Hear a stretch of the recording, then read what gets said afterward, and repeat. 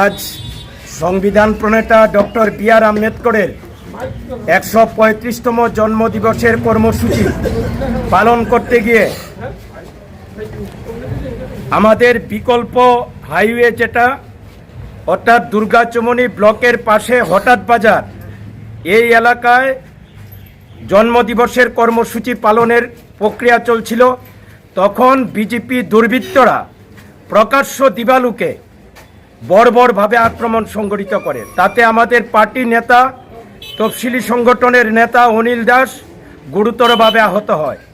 তাকে ইতিমধ্যে কুলাই জেলা হাসপাতালে রেফার করা হয়েছে কমলপুর বিএসএম হাসপাতাল থেকে।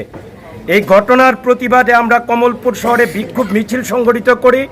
কমলপুর থানা ঘেরাও কর্মসূচি আমরা গ্রহণ করি।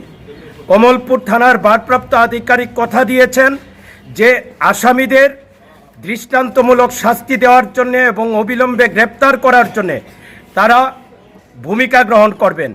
এই আশ্বাস দেওয়ার পর আমরা কমলপুর থানা ঘেরাওমুক্ত করে আমরা কমলপুর শহরে পরিক্রমা করে কমলপুর সিপিএম অফিসের সামনে এসে আমাদের বিক্ষোভ কর্মসূচি আমরা সমাপ্ত ঘোষণা করেছি।